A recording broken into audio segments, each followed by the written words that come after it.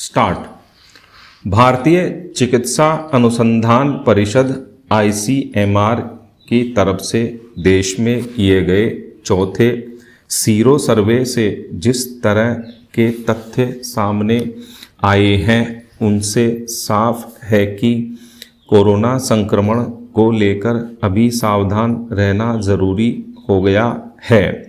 Sero survey के अनुसार देश की 2/3 आबादी में कोरोना के एंटीबॉडी मौजूद हैं, यानी 1/3 लोगों को अब भी कोरोना संक्रमण का खतरा बना हुआ है। 3 में से 1 व्यक्ति संक्रमण का शिकार हो सकता है, जो वाकई गंभीर बात है। पैरा, कोरोना की दूसरी लहर के धीमी पड़ जाने के बाद देश के विभिन्न भागों में अनलॉक की प्रक्रिया तेजी से शुरू हुई है। इसकी वजह से लोगों का आवागमन तेजी से बढ़ रहा है। बाजारों ही नहीं, पर्यटन स्थलों पर भी भीड़ नज़र आने लगी है। ऐसी हालत में ICMR के महानिदेशक बलराम भार्गव की इस सलाह के प्रति गंभीरता जरूरी है कि सामाजिक, धार्मिक, राजनीतिक या किसी भी तरह की भीड़ से बचना आवश्यक है। अनावश्यक यात्रा को भी टालना चाहिए। बेहतर तो यह है कि वैक्सीन की दोनों डोज लगवाने के बाद ही यात्रा की जाए। कुंभ मेले से मिले सबक के बाद उत्तराखंड और उत्तर प्रदेश जैसे राज्यों में कांवड़ यात्राओं पर रोक लगाकर भीड़ को कम करने की कोशिश जरूर की गई है। अन्य आयोजनों में भी भारी संख्या में लोगों को एकत्रित होने से रोकने के निर्देश दिए गए हैं। कोरोना की तीसरी लहर का खतरा बढ़ता जा रहा है। विश्व स्वास्थ्य संगठन WHO के मुखिया टेड्रोस अधानोम गैब्रेयेसस कह चुके हैं कि कोरोना संक्रमण की तीसरी लहर अपने शुरुआती दौर में है, यानी तीसरी लहर सच साबित हो रही है, जिससे सतर्क रहना जरूरी है। वैसे इतिहास भी यह बताता है कि कोई भी महामारी एक बार में गायब नहीं होती, उसकी कई लहरें आती हैं। इसलिए तीसरी लहर से जुड़ी चेतावनियों की अनदेखी नहीं की जा सकती। राहत की बात यह है कि इस बार महामारी से निपटने के लिए टीके के रूप में बड़ा हथियार हमारे पास है। इसलिए टीकाकरण कार्यक्रम में किसी तरह की ढिलाई नहीं होनी चाहिए। मुश्किल यह है कि एक तरफ तो लोगों को टीका लगवाने के लिए प्रेरित करने के लिए सरकार जागरूकता अभियान चला रही है, दूसरी तरफ टीकाकरण केंद्रों पर लोग घंटों इंतजार के बाद भी बिना टीका लगाए निराश वापस घर लौट रहे हैं। इससे साफ है कि सरकार अब भी पर्याप्त टीकों का इंतजाम नहीं कर पाई है, जिससे टीकाकरण नीति पर सवालिया निशान लगता है।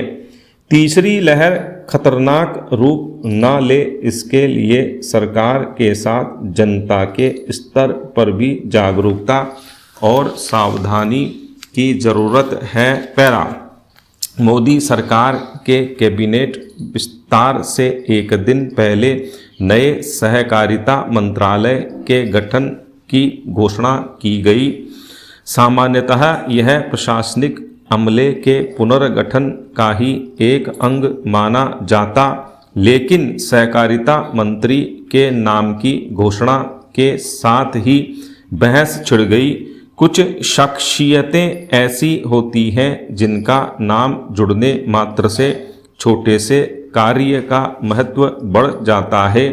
संविधान के अनुसार सहकारी संघ राज्य का विषय है। केवल बहुराज्यीय सहकारी संघ ही केंद्र की सूची में आते हैं। इस उच्च स्तरीय नियुक्ति के साथ ही कई लोगों की भ्रिकुटियां तन गईं। भारत में सहकारिता तंत्र को 4 भागों में बांटा जा सकता है और अगर हम इनका अध्ययन करेंगे तो कुछ मुद्दे सामने आएंगे। पहला, पिछले कुछ सालों से ग्रामीण सहकारिता क्रेडिट व्यवस्था का महत्व घटा है। इसे प्रोत्साहित करने का अंतिम प्रयास करीब 15 साल पहले किया गया था, जब केंद्र ने वैद्यनाथन समिति गठित कर उसकी सिफारिशें स्वीकार की थीं।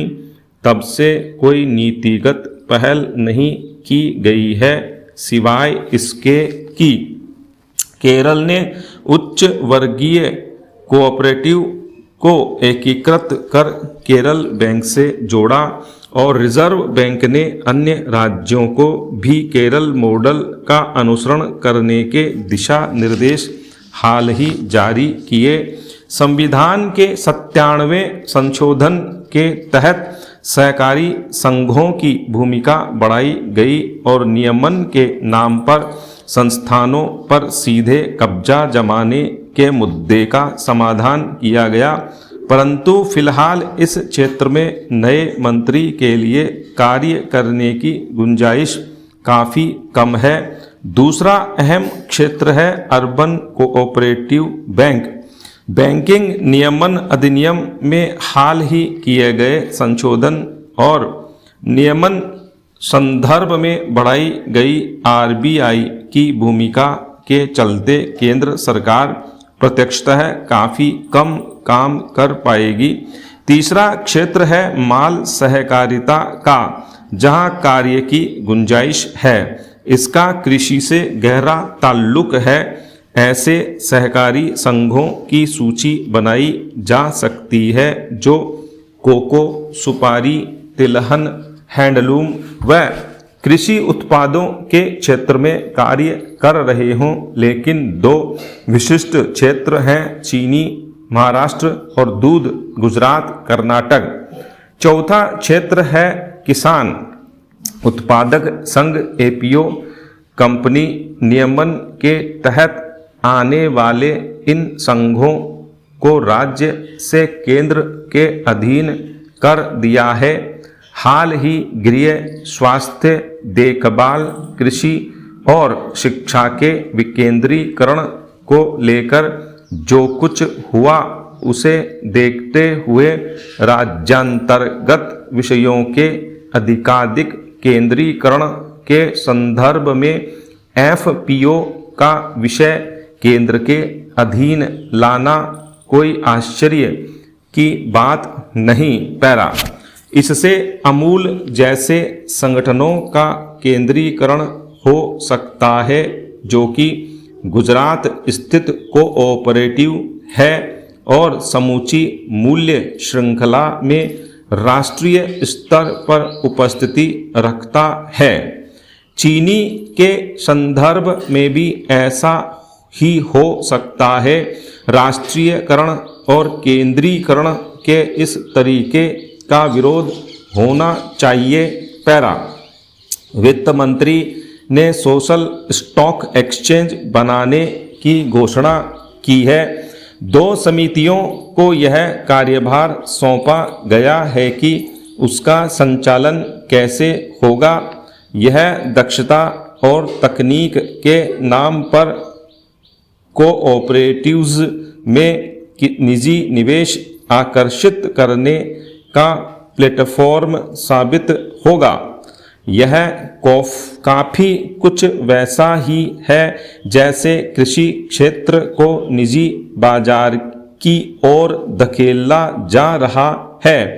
ऐसा नहीं है कि निजी क्षेत्र निवेश बुरा है, लेकिन पिछले दरवाजे से अधिग्रहण के रास्ते खोल कोऑपरेटिव्स को कमज़ोर करने और ख़त्म करने का खेल नहीं खेला जाए। यह भी देखा जाना चाहिए। स्टॉप।